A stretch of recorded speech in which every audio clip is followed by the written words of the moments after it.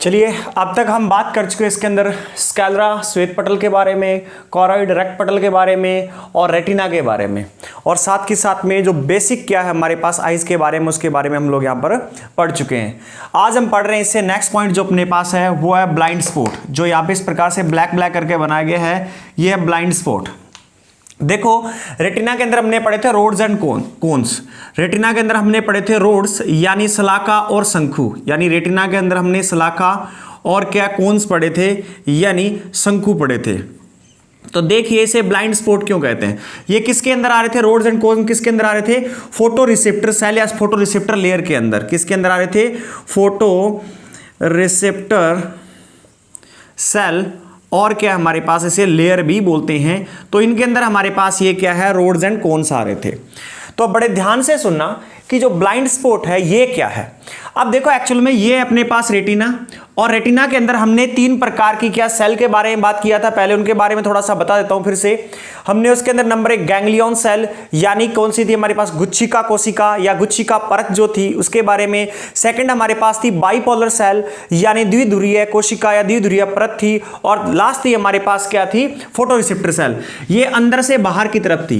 तो मैंने सिर्फ आपको फोटो रिसेप्टर की क्या है पूरी बता दिया कि इसमें क्या रोड्स और कोन्स होते हैं, इनका काम क्या होता है। कौन से हमें क्या है, रंगों का ज्ञान होता है। वही रोड से देखा जाए तो हमारे पास क्या, मोशन डिटेक्शन और लाइट और क्या है, डार्क के बारे में पता चलता है, यानी प्रकाश और अंधेरे के बारे में ज्ञान होता है या डिफरेंशिएट किया जाता है। तो उन दोनों जो सेल, जो गैंग्लियन सेल यानी गुच्छिका कोशिका या गुच्छिका परत या गैंग्लियन लेयर जो है, दूसरी बाइपोलर सेल या बाइपोलर लेयर या हमारे पास द्विध्रुवीय जो क्या है कोशिका है, उसका ऐसे है कि उनका काम है यहां से सिग्नल को रिसीव करना, यहां से सिग्नल को रिसीव करना और रिसीव करके उन्हें आगे क्या, फोटो रिसेप्टर सेल को प्रोवाइड करवाने का काम हो रहा है। वहां पर एक पोलराइजेशन करने का काम भी कर रही है, ध्रुवीकरण करने का काम कर रही है बाइपोलर लेयर जो है।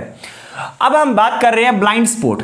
तो हमने जो रोड्स एंड कोन्स पढ़े थे, ब्लाइंड स्पॉट क्या है, रेटिना के अंदर या रेटिना के ऊपर एक ऐसा पॉइंट, रेटिना के ऊपर एक ऐसा पॉइंट, यानी रेटिना पर एक ऐसा बिंदु, रेटिना पर एक ऐसा बिंदु या पॉइंट जहां पर रोड्स और कोन्स यानी सलाका और शंकु नहीं होते हैं, यानी एब्सेंट होते हैं। ये क्या होते हैं, एब्सेंट होते हैं, ये वाले एब्सेंट होते हैं, रोड्स एंड कोन्स एब्सेंट होते हैं। तो उस पॉइंट को क्या बोला जाता है, ब्लाइंड स्पॉट बोला जाता है या अंध बिंदु कहा जाता है। फिर से बताता हूं, रेटिना के ऊपर एक ऐसा बिंदु जहां पर फोटो रिसेप्टर सेल्स एब्सेंट हो, या इसको ऐसे ही बोल सकते हैं कि जहां पर सलाका और शंकु में कोई भी उपस्थित ना हो, सलाका और शंकु में से कोई भी उपस्थित ना हो, तो वहां पर किसी भी प्रकार का प्रतिबिंब नहीं बनता, वहां पर किसी भी प्रकार की कोई भी इमेज नहीं बनती है। तो उस पॉइंट को क्या बोला जाएगा, ब्लाइंड स्पॉट या क्या, अंध बिंदु कहा जाएगा। फिर से रिपीट कर देता हूं कि ये रेटिना पर एक ऐसा पॉइंट जहां पर कोई भी रोड्स एंड कोन्स यानी कोई भी सलाका और शंकु उपस्थित नहीं है, इसकी वजह से, या कोई भी फोटो रिसेप्टर सेल प्रेजेंट नहीं है, इसकी वजह से वहां पर कोई भी प्रतिबिंब नहीं बनेगा, वहां पर कोई भी इमेज नहीं बनेगी, उसे क्या कहते हैं, ब्लाइंड स्पॉट कहा जाता है। तो ये अपने पास डेफिनेशन है ब्लाइंड स्पॉट की, ठीक है। अब ये तो अपने पास था ब्लाइंड स्पॉट। अब हम बात करते हैं, इसके बाद अपने पास ब्लाइंड स्पॉट हो चुका है, रेटिना हो चुका है। अब हम बात करते हैं हमारा अगला पॉइंट क्या है। अगला पॉइंट है हमारे पास यहां पर है, ये ब्लाइंड स्पॉट हो चुका है। अगला पॉइंट है फोबिया या फोविया, फोविया भी है यही, ठीक है, इसको फोविया ही कर लो यार, ठीक है, फोविया ही कर लो इसको। अब अपने पास क्या अगला पॉइंट है, फोबिया, ठीक है, अगला पॉइंट क्या है, फोबिया। कुछ किताबों में फोबिया लिखा होता है और यहां पर ये क्या, फोबिया है। तो जो ये फोबिया पॉइंट होता है ये क्या है, यहां पर है। एक्चुअल में ये क्या, ब्लाइंड स्पॉट से थोड़ा ऊपर होता है। कहां होता है, ये अंध बिंदु से थोड़ा ऊपर होता है, यानी ब्लाइंड स्पॉट, ये ब्लाइंड स्पॉट जो था यहां पर, यानी जो अंध बिंदु था उससे थोड़ा ऊपर होता है, उससे क्या है, थोड़ा सा ऊपर होता है, थोड़ा ऊपर होता है। ये हमारे पास है फोबिया। अब देखो इसमें होता क्या है, इसके अंदर रोड्स प्रेजेंट नहीं होती है, तो इसमें क्या होता है, ओनली, इसके अंदर क्या होता है, ओनली कोन्स, सिर्फ क्या होते हैं, शंकु, इसके अंदर सिर्फ क्या होते हैं, शंकु प्रेजेंट होते हैं, और बहुत अधिक मात्रा में, बहुत अधिक मात्रा में, वो भी कैसे, बहुत अधिक मात्रा के अंदर क्या होते हैं, शंकु प्रेजेंट होते हैं। तो इस पॉइंट के ऊपर है देखा जाए तो कलर का जो कलर विजन है या जो रंगों का ज्ञान जो है, रंगों का ज्ञान बहुत ही बेहतरीन होता है। रंगों का ज्ञान बहुत ही बेहतरीन होता है, इस चीज का हमें ध्यान रखना है, यानी बहुत ही अच्छा होता है। तो क्या है फोबिया? फोबिया एक ऐसा बिंदु जो क्या है ब्लाइंड स्पॉट से थोड़ा ऊपर होता है और यहां पर सिर्फ और सिर्फ कोन्स शंकु पाए जाते हैं, वो भी क्या है नॉर्मल रेटिना की जगह पर बहुत अधिक मात्रा में, और यहां पर कोई भी रोड्स नहीं पाई जाती, यानी कोई भी शलाका नहीं पाया जाता है। तो इस बिंदु के ऊपर है जो रंगों का जो डिफरेंशिएशन या रंगों का ज्ञान जो है, या सही से रंगों के अंदर क्या है डिफरेंशिएट करना, उनके अंदर अंतर ज्ञात करना, तो सबसे बेहतरीन पॉइंट वो होता है फोबिया। आपने देखा होगा कई बार ऐसा होता है एक्चुअल में कि हम किसी चीज को देखते हैं, यार ये रंग कौन सा पता नहीं चल रहा, हम उसको थोड़ा एडजस्ट करके देखते हैं, इधर उधर करके देखते हैं, थोड़े टाइम बाद अच्छा ये तो ये रंग नजर आ रहा है हमें। तो क्या यहां से ये डायग्राम क्या, यहां से क्या है जैसे लाइट गिर रही है रेटिना पे डायग्राम बन रहा है, रेटिना पे इमेज बन रही है, परंतु जो इमेज क्या इस फोबिया के पास बनेगी तब हमें क्या, अगर किसी का ज्ञान नहीं समझ आ रहा है तो हम उस क्या किसी भी कलर को पता नहीं चल रहा, उसको हम आगे पीछे 3-4 बार ऊपर नीचे करके देखते हैं तो वो एडजस्ट कर रहे हैं, यानी जो इमेज यहां से जो रेज आ रही है वो कहीं ना कहीं जैसे ही फोबिया पर जाकर के बनेगी, तो जैसे ही फोबिया पॉइंट पे जाकर बनती है तो वहां पर बिल्कुल एग्जैक्ट कलर डिफरेंशिएट कर सकते हैं, पूर्ण रूप से कलर का हम क्या कर सकते हैं पता लगा सकते हैं ये कौन सा कलर है। यहां तक बात क्लियर हुई? तो ये है हमारे पास से फोबिया बिंदु। अब तक हम बात कर चुके हैं ब्लाइंड स्पॉट की, अब तक हम बात कर चुके हैं ब्लाइंड स्पॉट की, दूसरी बात कर चुके हैं हम फोबिया की। तो ये फोबिया के बारे में कुछ पॉइंट है और ब्लाइंड स्पॉट के बारे में, अच्छा मैं थोड़ा साइड में नहीं हटा था उस टाइम, तो ब्लाइंड स्पॉट के बारे में मैंने बताया था और फोबिया के बारे में बताया था। मैं जस्ट क्या है 1 मिनट के लिए साइड में हट रहा हूं, आप लोग पॉज कीजिए वीडियो को और इसको क्या कीजिए नोट कीजिए।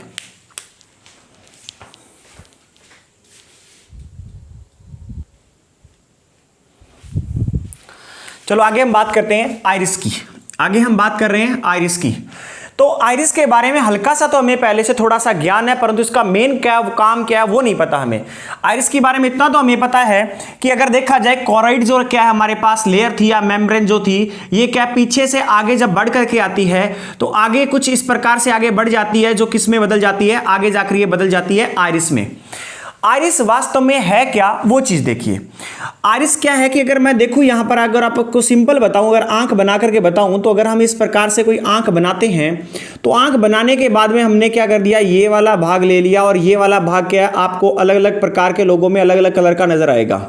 किसी में ये ब्लैक कलर की आंख कहते हैं कि काली आंख वाला है, कोई कहते हैं कि नीली आंख वाला है, कोई कहता है ब्राउन आइज वाला है, भूरी आंख वाला है। तो सबसे पहले आइरिस को समझ लें वो आइरिस है क्या। वास्तव में आइरिस और जो प्यूपिल है दोनों एक साथ ही पढ़े जाएंगे, आइरिस और प्यूपिल जो क्या दोनों एक साथ ही पढ़े जाएंगे, तो हम दोनों को एक साथ ही देखते हैं। तो ये आंख है, इसके अंदर जो ये वाला व्हाइट वाला भाग है ये अपने पास है यहां पर कॉर्निया। ये क्या कौन सा भाग है, कॉर्निया है। जो ब्लैक कलर का होता है अधिकतर लोगों में ये क्या होता है, आइरिस होता है, ये होता है आइरिस। और जो यहां पर ये क्या है इस प्रकार से जगह खाली छुटी हुई है, ये हमारे पास कहलाता है प्यूपिल, ये कहलाता है प्यूपिल। 3 चीजें क्या, कॉर्निया को छोड़ के हम 2 चीजों को एक साथ पढ़ेंगे, आइरिस को। तो रियल में क्या है, आइरिस कैसे बनती है, जब क्या है कोरॉइड जो क्या है लेयर आगे बढ़ जाती है, तो आगे बढ़ करके यही लेयर क्या है किसका काम करती है, आइरिस बनने का काम करती है, आगे बढ़ करके आइरिस बनने का काम करती है। तो अब यहां देखो जो आइरिस होती है वो लेंस को ढक के रखती है, आइरिस जो होती है वो लेंस को ढक के रखती है। तो देखा जाए जो आइरिस है इसके कलर क्या होते हैं, मेलानिन की वजह से। मेलानिन एक क्या है, पिगमेंट होता है, पदार्थ होता है हमारी बॉडी के अंदर, जो क्या है हमारे बालों को, ठीक है, हमारी आंखों को, इनको जो कलर प्रोवाइड करने का काम होता है वो किसका होता है, मेलानिन का होता है। और स्किन को, कि स्किन लाइट है या डार्क है, ये काम किसका होता है, चमड़ी का कलर जो है ये काम किसका होता है, मेलानिन नामक पदार्थ का होता है। ये हमारे शरीर में होता है। और जिस दौरान हम पिट्यूटरी ग्लैंड वगैरह पढ़ रहे होंगे तो उस दौरान देखेंगे कि ये मेलानिन रिलीज किससे होता है, पिट्यूटरी ग्लैंड से, पीयूष ग्रंथि से रिलीज होता है। ठीक है, ये एक हार्मोन भी है, मेलानिन क्या है, हार्मोन है ये। आइरिस देखें तो आइरिस का कलर जो है, उसका रंग जो है, आइरिस का जो कलर है वो डिपेंड करता है मेलानिन की क्वांटिटी पे, कि बॉडी के अंदर मेलानिन कितना है। तो इस मेलानिन की वजह से, मेलानिन की वजह से क्या होते हैं, आइरिस के कलर होते हैं। मेलानिन की वजह से क्या होता है, आइरिस अलग अलग कलर का होता है। आइरिस ब्लैक कलर का हो सकता है यानी काले कलर का, आइरिस ब्लू कलर का हो सकता है, नीला हो सकता है, या फिर आइरिस क्या हो सकता है, ब्राउन हो सकता है। इसे ट्रिपल बी भी कहते हैं। ट्रिपल बी कलर प्रोवाइड करना, मेन काम इतने 3 ही प्रकार के होते हैं जो हमारी आंख में, जो आप देख रहे हैं, देखो ये मेरी आंख में देख रहे हैं, तो ये व्हाइट वाले के पास में जो ब्लैक ब्लैक नजर आ रहा है आप लोगों को, ये क्या है? ये आइरिस है। ये क्या है? ये आइरिस है। और ये है कैसे? ये इस प्रकार से लेंस को कवर करके रखता है। ये हमने क्या साइड से देखा, ये हमने क्या इसको काट करके साइड से देखा है। अगर फ्रंट से देखे तो आपको इस प्रकार नजर आएगा। तो जो आइरिस होता है, आइरिस का कलर किस पे डिपेंड, ये क्या करता है? आंख के आगे हमारे पास क्या सिक्योरिटी प्रोवाइड करने का काम कर रहा है। कैसे? अभी बात करेंगे। जो ये क्या मेलानिन की वजह से आइरिस का कलर जो होता है ब्लैक, ब्लू या ब्राउन हो सकता है। अधिक मेलानिन वालों का अधिकतर ब्लैक होता है। जैसे जैसे घटता जाएगा तो क्या होता है, उसकी वजह से आंखों का कलर होता रहता है। और क्या है, जो ज्यादा क्या है गोरे लोग होते हैं तो उनकी आंखें ज्यादा ब्राउन दिखने को मिलेगी आप लोगों को, उनमें मेलानिन की मात्रा कम है। और जिनकी ब्लू आईज होती है तो वो आपको बहुत ही ज्यादा गोरे नजर आएंगे, परंतु एक्सेप्शन एक आधा अपवाद हो सकता है उसके अंदर। ठीक है, तो मेलानिन का कलर कहां से आता है? इसकी वजह से। अब सॉरी, आइरिस का कलर कहां से आता है? मेलानिन की वजह से। और कौन कौन से? ये कलर है। अब बात करते हैं आइरिस के और क्या काम है।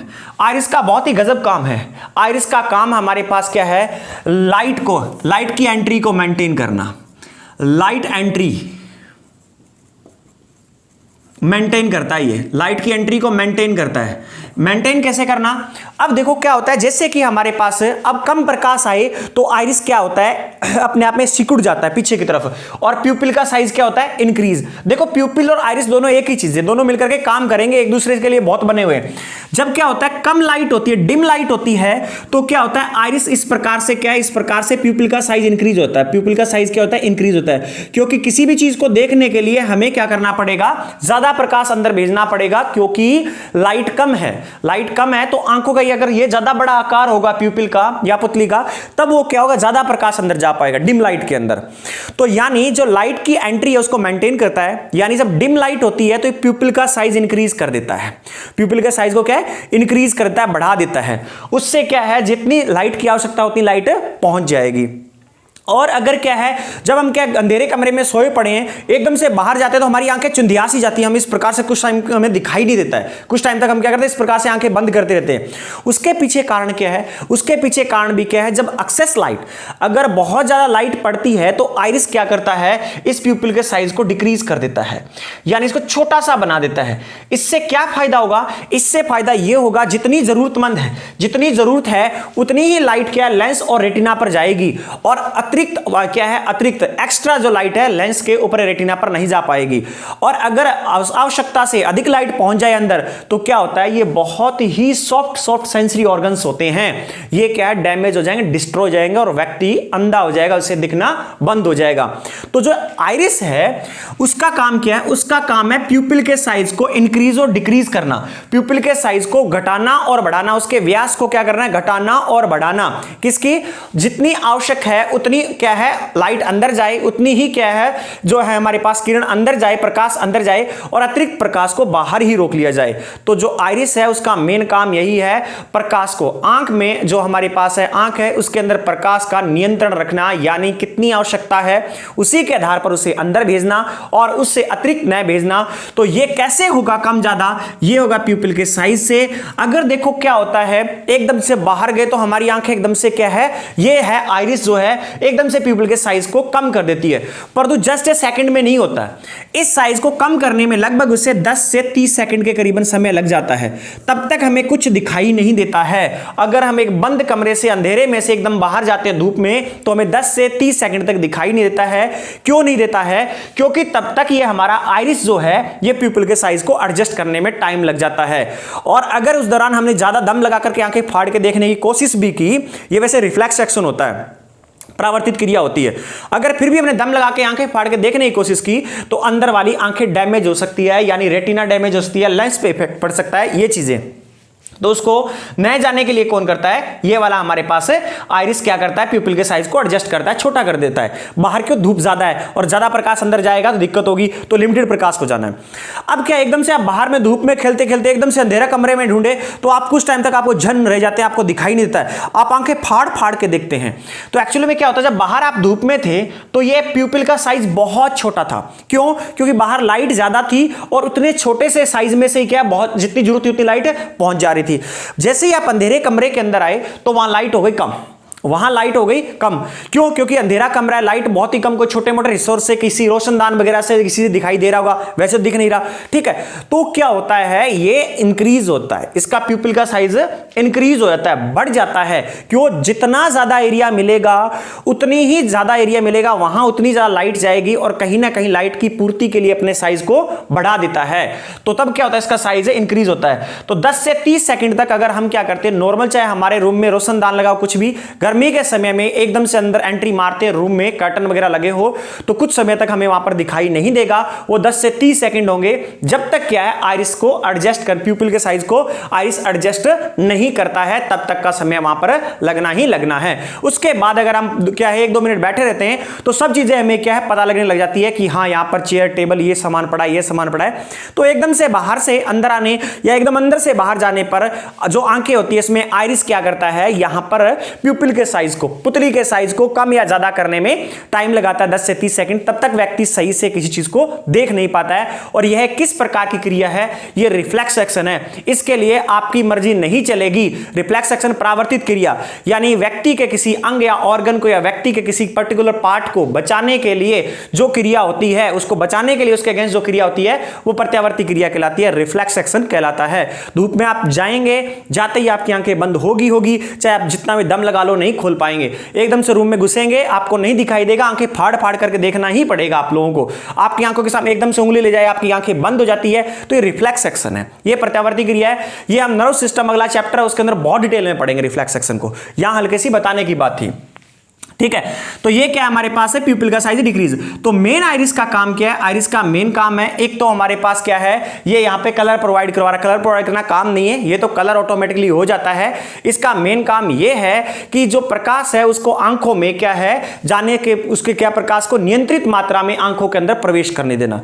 फिर से बताता हूं, आइरिस का काम है प्रकाश की नियंत्रित मात्रा को आंखों में प्रवेश करने देना, ये इसका काम है आइरिस और प्यूपिल का मिलकर के। आइरिस करता क्या है, आइरिस जब भी क्या है ज्यादा प्रकाश होता है बाहर और अंदर कम की आवश्यकता होती है, तो प्यूपिल के साइज को कम कर देता है, या उसके आकार को, या कह सकते हैं कि उसके व्यास को छोटा कर देता है। और वहीं अगर देखें, अगर उसे ज्यादा प्रकाश की आवश्यकता है तो प्यूपिल के साइज को या पुतली के आकार को क्या करता है, उसमें क्या बड़ा कर देता है, डायमीटर को बड़ा कर देता है। फिर से अच्छा मैंने वो ज्यादा बोल दिया है, कम कर देता है। वास्तव में सुन ले, दोबारा सुन ले, कंफ्यूजन नहीं होनी चाहिए। जब तेज धूप में जाएंगे, प्रकाश ज्यादा है बाहर, तो हमें प्रकाश की आवश्यकता जितनी लिमिटेड है उतनी चाहिए, परंतु ज्यादा जा रहा है अंदर, तो उसका जो आकार है किसका, पुतली के, यानी उसका जो व्यास है डायमीटर, उसको कम कर देगा। वही क्या है, बाहर से धूप में से अंधेरे कमरे में आएंगे तो हमें प्रकाश की ज्यादा जरूरत है, क्योंकि अंदर प्रकाश है नहीं, तो वो क्या करेगा, वहां पर है इस पुतली के आकार को, प्यूपिल के जो व्यास है उसको बढ़ा देगा। इस चीज का ध्यान रखना, मेन फंक्शन ये है। और ये अलग अलग कलर के होते हैं, ब्लैक, ब्लू, ब्राउन, ये डिपेंड करता है मेलानिन की मात्रा पर, इसकी वजह से कलर प्रदान होता है। और यह क्या होता है, ये हमारे पास जो कॉर्निया है, इसके पीछे वाले भाग में जो आइरिस पाया जाता है, ये देखो ये कॉर्निया रहा बाहर वाला, ये एक्वस ह्यूमर रहा, और इसके पीछे वाले भाग में क्या पाया जाता है, ये आइरिस पाया जाता है। और लेंस को कवर करके रखता है, ढक करके रखता है। अगर आपको प्यूपिल ना नजर आता हो तो आप अपनी आंख में बड़े ध्यान से आंख को खोल करके शीशे में देखना, आपको यहां छेद सा नजर आएगा, उसके अंदर क्या है, जैसा कैमरे में नजर आता है आगे से लेंस देखने में, वैसा ही लेंस आपको अपनी आंख में भी नजर आएगा। तो ये अपने पास क्या था, ये अपने पास था आइरिस। इसके मेन पॉइंट आप नोट कर लीजिए। इसके जस्ट बाद क्या करते हैं, हम आगे बात करते हैं, आइरिस और प्यूपिल के बारे में बता दिया, आगे हम बात करते हैं नेक्स्ट पॉइंट के बारे में, फटाफट नोट कर लीजिए इसे।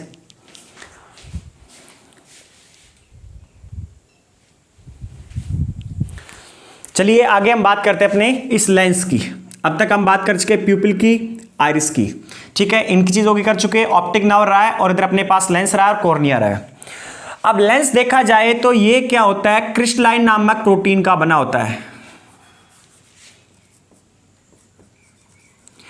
जो लेंस होता है वो क्रिस्टलाइन नामक प्रोटीन का बना होता है, और जो ये होता है प्रोटीन का बना होता है। और लेंस क्या होता है, जेलीनुमा, जेली के आकार, जेली जैसा चिपचिपा सा, लिपलिपा सा, क्या सॉफ्टी टाइप में आपको नजर आएगा, स्ट्रेचेबल फॉर्म में, इलास्टिसिटी वाला। अब देखो, एक तो लेंस होता है अपने चश्मा वगैरह में लगता है कांच का, वो नहीं, ये लेंस क्या है, जेली का बना हुआ, मान लो जेली से टाइप के पदार्थ का बना हुआ है, क्रिस्टलाइन प्रोटीन से है परंतु जेली सा पदार्थ। जेली क्या होता है, हम देखते हैं जेली को अगर खींचे तो खींच जाती है, छोड़े तो वापस क्या, वापस अपने आकार में आती है, इलास्टिसिटी टाइप में, यानी प्रत्यास्थता बनी रहती है। तो ये क्या, जेली प्रकार के पदार्थ से क्या जेलीनुमा पदार्थ होता है, जेलीनुमा पदार्थ होता है। और अगर बात की जाए तो इसका जो आकार होता है लगभग 10 mm, जो इसका जो साइज होता है वो क्या है 10 mm होता है लगभग। और लेंस जो लगा होता है ह्यूमन के वो क्या उत्तल आकार का, उत्तल आकार का लगा होता है, उत्तल आकार का। कहने का मतलब ये देखो किस प्रकार से हमारे पास इसकी आकृति शेप कैसी है, यानी ये हमारे पास कॉन्वेक्स जैसी है। कैसी है? कॉन्वेक्स जैसी है, यानी उत्तल जैसी है। तो इस प्रकार से ये क्या है उत्तल के आकार का होता है। अब इसमें कुछ प्रकार की डिजीज भी होती है, वो बात नहीं करेंगे, डिजीज अलग से बात करेंगे। कैटरेक्ट हो गया, ग्लूकोमा हो गया, ठीक है, इनके बारे में हम क्या करेंगे अलग से बात करेंगे, ठीक है। तो इसका आकार कितना है 10 mm ये इसका साइज होता है। और इसका ये हमारे पास आकार कैसा होता है लगभग क्या कॉन्वेक्स लेंस जैसा होता है, यानी कहने का मतलब उत्तल के आकार का होता है। अगला पॉइंट देखें तो ये suspensory ligament, suspensory ligament, ligament and salary body में, सेलरी बॉडी में अटैच होता है। ये देखो अपने पास हमने बात की थी, ये क्या है सेलरी बॉडी है, ठीक है। ये हमारे पास क्या सेलरी बॉडी थी, सेलरी बॉडी, ठीक है। और ये क्या इसके आगे जो लगी हुई सस्पेंसरी लिगामेंट्स हैं, ये क्या इस प्रकार से सस्पेंसरी लिगामेंट्स हैं जिनके अंदर इस प्रकार से लेंस क्या है फंसा हुआ है। अब सस्पेंसरी लिगामेंट्स का काम क्या है? सस्पेंसरी लिगामेंट्स का काम है फोकस के लिए लेंस को एडजस्ट करना। अब यह क्या करता है, अगर सस्पेंसरी लिगामेंट में सिकुड़न आएगी, अगर इनमें सिकुड़न आएगी तो ये इस प्रकार से लेंस को क्या कर देगी, लंबा कर देगी। और जब इनमें क्या है ये क्या वापस अपनी ओरिजिनल अवस्था में आएगी तो लेंस को क्या कर देगी, इस फॉर्म में ओरिजिनल अवस्था में ला देगी। कहने का मतलब जब क्या होता है सस्पेंसरी लिगामेंट्स में या सेलरी बॉडी में जब सिकुड़न आती है तो लेंस का आकार क्या लंबाई बढ़ जाती है। सिकुड़न आती है तो लेंस की देखो ये होता है क्या, देखो जिस प्रकार से एक्चुअल में ये नॉर्मल सिचुएशन, ये क्या है नॉर्मल सिचुएशन। जब ये क्या सस्पेंसरी लिगामेंट्स इस प्रकार से सिकुड़ जाती है तो लेंस क्या आएगा, इनसे चिपका हुआ। लेंस को किसने हैंडल कर रखा है, किसने क्या कर रखा है, बांध रखा है, तो वो सस्पेंसरी लिगामेंट्स ने बांध रखा है इस प्रकार से लेंस को। तो जैसे ये क्या इनमें सिकुड़न आएगी तो लेंस लंबा हो जाएगा, तो फोकस दूरी एडजस्ट हो जाएगी। अब जैसे ये क्या करेगी, रिलैक्स हो जाएगी, तो लेंस अपनी ओरिजिनल पोजीशन पे आ जाएगा। ये ऐसा करती क्यों है, ऐसा क्यों करती है? तो देखिए दूर और पास की वस्तुओं को देखने के लिए इसकी फोकस लेंथ को एडजस्ट करना पड़ेगा। इसकी फोकल लेंथ जो है, फोकस दूरी है, उसको एडजस्ट करना पड़ेगा, क्योंकि फोकस पे यहां पे क्या है, अगर हमें किसी दूर से आती वस्तु का अगर हमें प्रतिबिंब बनाना है तो हमें उसके लिए क्या करना पड़ेगा, अगर इमेज बनानी है रेटिना के ऊपर तो फोकस को क्या करना पड़ेगा, एडजस्ट करना पड़ेगा। क्यों? अब कोई चीज दूर पड़ी है तो उसका भी हमें क्या करना है, डायग्राम इमेज यही बनानी है। कोई चीज पास है उसकी भी इमेज यही बनानी है। ऐसा तो है नहीं कि दूर और पास वाली की अगर दोनों यही बन जाएगी, इसका मतलब लेंस का तो काम नहीं है, डायरेक्ट सस्पेंसरी लिगामेंट क्यों लगा रखे।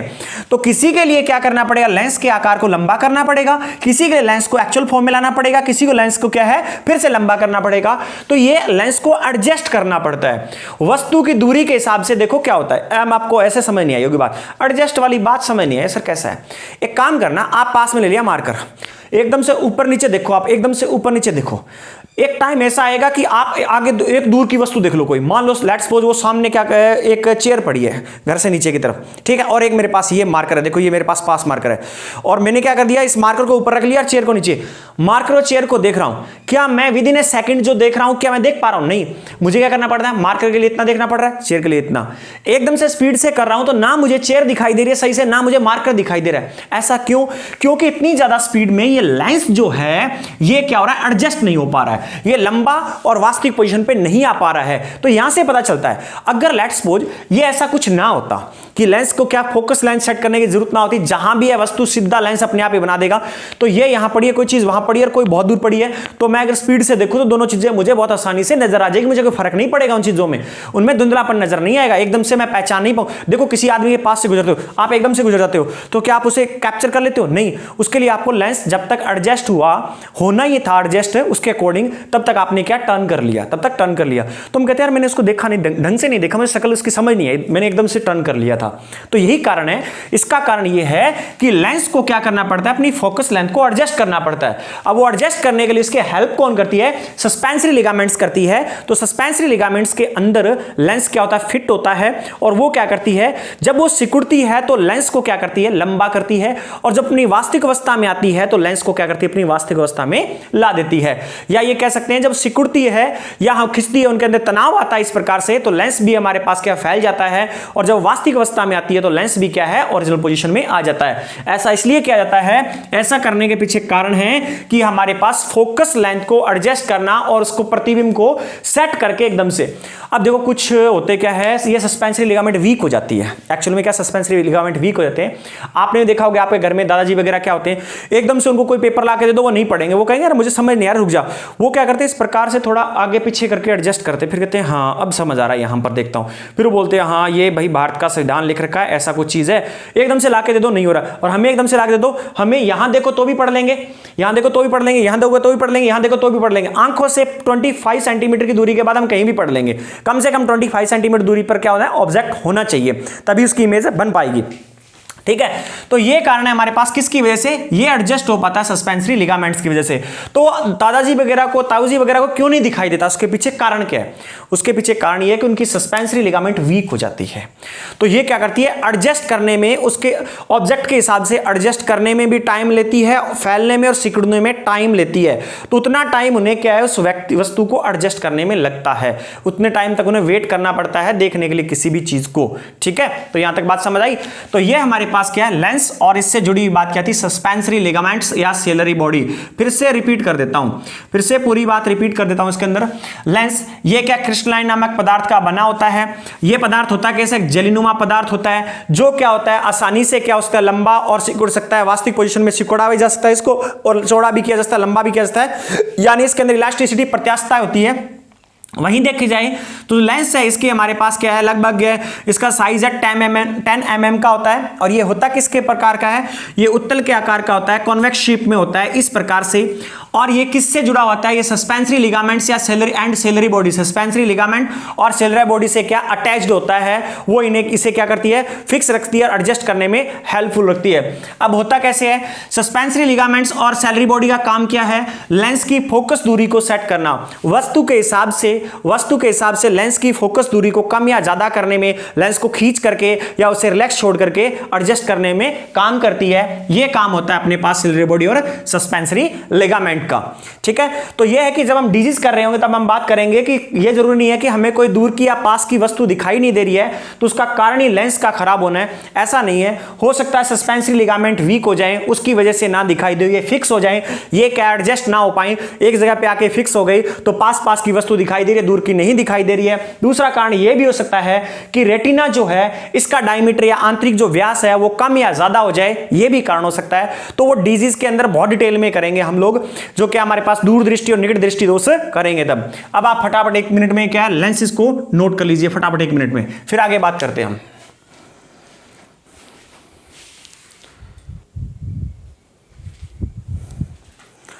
चलो आगे हम बात करते हैं कॉर्निया के बारे में। आगे हम बात कर रहे हैं कॉर्निया के बारे में। कॉर्निया क्या है, देखो ये क्या होती है, ट्रांसपेरेंट या व्हाइट पर क्या है, व्हाइट कलर की एक क्या होती है, झिल्ली होती है। जो पीछे स्कैलरा था वही आगे क्या बन जाता है, कॉन्जक्टिवा। तो कहने का मतलब है ये एक पतली मेम्ब्रेन होती है, ये क्या होती है, एक पतली मेम्ब्रेन या झिल्ली होती है आंख के ऊपर है, जो क्या है अधिकतर व्हाइट कलर, ये क्या होती है, व्हाइट कलर की होती है। किस कलर की, व्हाइट कलर की। और ये बनती कैसे है, वही हमारे पास स्कैलरा है, वो आगे आके जब वो लेयर पतली हो जाती है तो किस में कन्वर्ट हो जाती है, कॉर्निया में। तो ये झिल्ली क्या करती है, ये क्या करती है, लेंस के ऊपर सुरक्षा प्रदान करने का कार्य भी करती है। अब दूसरा जो ये लेयर होती है, ये इसका मेन फंक्शन क्या है, इसका फंक्शन, इसके ऊपर एक लेयर देखा जाए, जो कॉर्निया ना, इसके ऊपर एक पतली झिल्ली, एक्चुअल में क्या है, इस प्रकार से एक हमारे पास कॉर्निया, ये पूरी पूरी लेयर है, परत है। ठीक है, ये क्या है, एक परत है, समझना, एक पूरी पूरी कॉर्निया क्या है, परत है, इसके ऊपर पतली झिल्ली होती है। इट्स माय मिस्टेक, मैंने इसको पतली झिल्ली बोल दिया, ये एक पूरी पूरी परत है, इसके ऊपर क्या एक पतली झिल्ली होती है, उसे बोलते हैं कॉन्जक्टिवा। कॉन्जक्टिवा नामक एक पतली झिल्ली होती है। फिर से सुन लो, मैंने गलत बोल दिया था पहले, अब मैं बता रहा हूं। कॉर्निया क्या होता है, स्कैलरा जो हमारे पास लेयर होती है, परत जो होती है, वो आगे आकर के पतली हो जाती है, जिसे क्या कहा जाता है, कॉर्निया कहा जाता है। इसके ऊपर एक पतली झिल्ली पाई जाती है व्हाइट कलर की, जिसे कॉन्जक्टिवा बोलते हैं, जिसे क्या बोलते हैं, कॉन्जक्टिवा मेम्ब्रेन बोलते हैं, या कॉन्जक्टिवा झिल्ली मेम्ब्रेन कहा जाता है। इसे कॉन्जक्टिवा झिल्ली या कॉन्जक्टिवा मेम्ब्रेन कहा जाता है। अब इसका काम क्या है, इसका फंक्शन, जो कॉन्जक्टिवा मेम्ब्रेन है, इसका फंक्शन जो है वो है कि वायु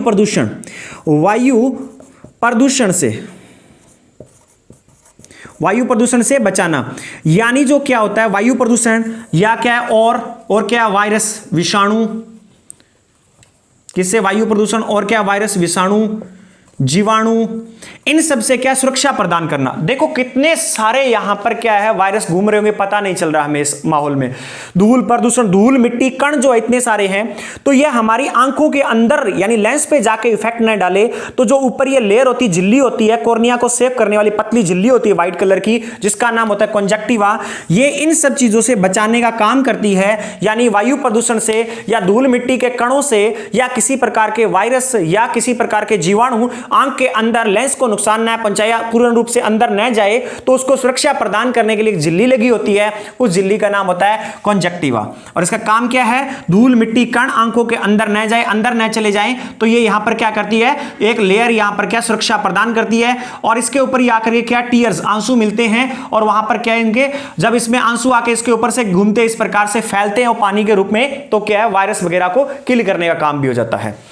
अब होता क्या है, कंजक्टिवा जो लेयर है ये पाई जा रही है, अब इसके ऊपर कभी कभी क्या वायरस इंफेक्शन होता है, फ्लू हो जाता है, जिसे हम क्या बोलते हैं आई फ्लू, जिसे क्या आई फ्लू कहते हैं। कहने का मतलब है कई बार क्या है कंजक्टिवा जो झिल्ली है इसके ऊपर संक्रमण होने से, कहने का मतलब इन्फेक्शन से, जब कोई इन्फेक्शन होता है तो ये क्या इसमें रेड कलर की हो जाती है, ये रेड कलर हो जाता है, यानी लाल कलर की झिल्ली हो जाती है, रेड रेड सी नजर आने लग जाती है। उसका कारण क्या है, इन्फेक्शन है, कलर है। इसका कारण क्या है, संक्रमण है, इन्फेक्शन है यानी संक्रमण है, किसमें, कंजक्टिवा मेम्ब्रेन में। इसकी वजह से ये क्या रेड हो गई, इस पे इन्फेक्शन हो गया, जिसे हम बोलते हैं आई फ्लू, जिसे हम बोलते हैं आई फ्लू। अगर आपको ये आई फ्लू नाम न मिले तो इसका एक मेन नाम होता है, वो होता है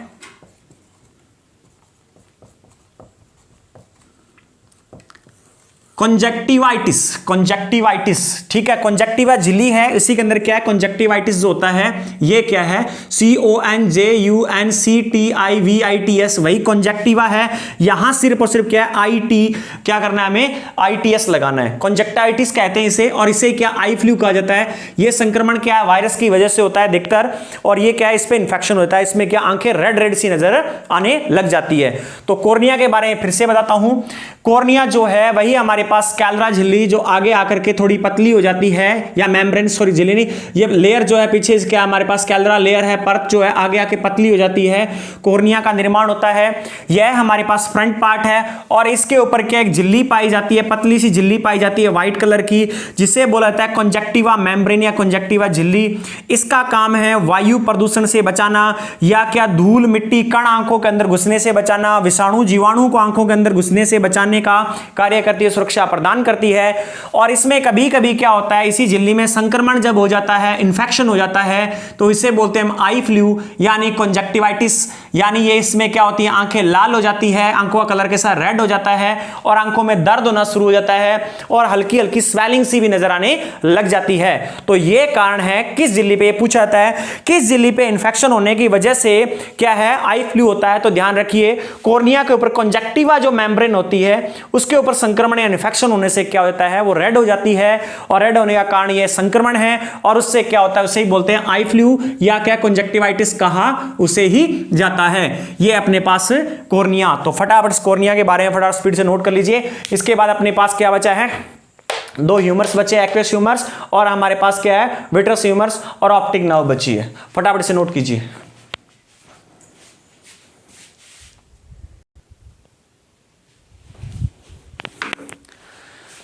चलिए अब हम बात करते हैं एक्वेस ह्यूमर्स और विट्रस ह्यूमर्स। देखो इसमें यही बताता हूं डायरेक्ट, जो एक्वेस ह्यूमर्स होता है वो क्या हमारे पास कॉर्निया और आइरिस के बीच पाया जाता है, और ये कैसा होता है, बिल्कुल ट्रांसपेरेंट पदार्थ होता है। और इसका काम क्या है एक्वेस ह्यूमर का, अगर ये पूछे कि जो एक्वेस ह्यूमर है इसका काम क्या है जी, सबसे पहले तो अगर हम बात करें ये किसके बीच में, इन बिटवीन, किस किस के बीच में पाया जाता है, in between cornea and iris, cornea और आइरिस के बीच पाया जाता है। और इसका मेन फंक्शन जो होता है, इसका जो मेन फंक्शन होता है वो होता है कि लाइट, जो लाइट है उसको कंट्रोल करना, लाइट कंट्रोल करना, लाइट कौन सी, जो एक्सटर्नल प्रकाश जो है, प्रकाश को कंट्रोल करना, नियंत्रित करना। अब ये नियंत्रित करने वाली कैसे बात है सर, तो आइरिस बताया था, अकेले आइरिस ने ठेकेदारी थोड़ी ले रखी है पूरे के लिए। अब देखो यहां है ये पानी जैसा पदार्थ है, जलीय पदार्थ है, ये कैसा है, जलीय पदार्थ है। जब पानी इसके ऊपर आकर के, जब लाइट इसके ऊपर आके गिरेगी तो आपको भी पता है कि कुछ लाइट क्या हो जाएगी, रिफ्लेक्ट हो जाएगी, और कुछ इसके अंदर एंट्री मार के रिफ्रैक्ट हो जाएगी। तो कहने का मतलब है कुछ लाइट को तो इसने बाहर से ही भेज दिया, कुछ लाइट को इसने बाहर से ही भेज दिया, यानी एक्सेस लाइट को कंट्रोल करने में हेल्पफुल है ये, आइरिस की सहायता करने में सहायकफुल है ये। इस प्रकार से कॉर्निया भी है, तो ये हमारे पास विट्रस ह्यूमरस इसके काम आता है, सॉरी ये एक्वस ह्यूमर है, इस काम आता है। अब देखिए ये होता है विट्रस ह्यूमर, अंदर पाया जाता है, ये हमारे पास विट्रस ह्यूमर है। अब हम बात कर रहे हैं विट्रस ह्यूमर, तो जो विट्रस ह्यूमर है इसका फंक्शन क्या है, इसका फंक्शन है जो इंटरनल डायमीटर, जो आंतरिक व्यास है उसको नियंत्रित रखना, यानी रेटिना के डायमीटर को, रेटिना के डायमीटर को नियंत्रित रखना है। रेटिना के डायमीटर को क्या है, नियंत्रित रखना, कंट्रोल रखने का काम करता है ये, इसका खास कर ये ध्यान रखिए। और ये क्या करता है, अपने आप में एक रेटिना पे दाब बना के रखता है, ताकि उससे रेटिना क्या है इसके पास में ना आ जाए, या रेटिना थोड़े, रेटिना का व्यास कम ना हो जाए। तो जब ये यहां भरा हुआ है तो पूरा का पूरा चारों तरफ दाब बना करके इनका जो आंतरिक व्यास है, जो क्या इंटरनल, जो इसके अंदर जो इंटरनल इसका डायमीटर है उसको क्या नियंत्रण करने का काम करता है, वो क्या करता है, विट्रस ह्यूमर। अब ये एक प्रेशर जनरेट करता है, दाब जनरेट करता है इनके ऊपर, तो उस दाब को किससे मापा जाता है, वो चीज, तो वो टोनोमीटर नामक इंस्ट्रूमेंट है, एक टोनोमीटर, टोनोमीटर नामक इंस्ट्रूमेंट है, यानी यंत्र है, उससे क्या है, इस दाब को, विट्रस ह्यूमर को माना जाता है। आगे जाके इससे क्या बीमारी कौन सी होती है उसके बारे में हम बात करेंगे। तो ये काम था यहाँ पे विट्रस ह्यूमर का। अब अपने पास यहाँ आता है ऑप्टिक नर्व, यहां आ रहा है ऑप्टिक नर्व। ये क्या काम करती है, ये यहां पे फोटो रिसेप्टर सेल से सिग्नल लेकर के ये ब्रेन के पास लेकर के जाती है। ब्रेन इन सिग्नल को रिसीव करता है, रिसीव करके यानी उसे प्राप्त करता है, प्राप्त करके इमेज को सीधा करता है। बनी कैसी थी यहां पे, वास्तविक तो थी परंतु कैसी थी, उल्टी। अब ये किसके द्वारा गई, ऑप्टिक नर्व का काम है फोटो रिसेप्टर सेल से सिग्नल्स को या इलेक्ट्रिक सिग्नल्स को ब्रेन तक लेकर के जाना, यहां से ब्रेन तक लेकर के जाने का काम ऑप्टिक नर्व का है। और इन्हीं के द्वारा ये चीज क्या है, वहां तक जाती है, ये सिग्नल्स वहां जाते हैं, इसे ये क्या कैप्चर करके लेके जाती है, और ब्रेन क्या करता है, इमेज को सीधा करता है और उसका रिप्लाई देता है कि ये चीज ऐसी है, उसके बारे में हमें क्या है, सेंस होता है कि चीज ऐसी है। तो ये है अपने पास ऑप्टिक नर्व। हम बात कर चुके हैं पूरे के पूरे जो यहां पर पॉइंट्स हैं इनके बारे में बात कर चुके हैं, मैंने आपको समझा दिया गया है और पीपीटी के अंदर सेम आपको ये डाटा मिल जाएगा। तो फिर भी आप क्या करें, इन चीजों को एक बार नोट जरूर कर लिया करें, क्योंकि जरूरी नहीं कि हर बात बोली गई पीपीटी में लिख गई हो, या क्या है पीपीटी में लिखी गई बात यहां पर हर एक बात बोली गई हो, कुछ एडिशनल ज्ञान भी आपको यहां पर मिल सकता है। तो आप क्या करें, फिर से रिपीट करता हूं, एक्वस ह्यूमर ये क्या, कॉर्निया और आइरिस के बीच पाया जाने वाला एक क्या जलीय द्रव है, जो क्या करता है, प्रकाश के परावर्तन को, प्रकाश के क्या है, अब परावर्तन में सहायक है, कुछ क्या प्रकाश की मात्रा को नियंत्रित करता है, परावर्तित भी कर देता है। और इसके साथ साथ ये यहां पर सफाई रखने के काम भी आता है, और यहां पर ये हल्का फुल्का, कहने का मतलब है इनको क्या चिकनापन देने का काम भी करता है।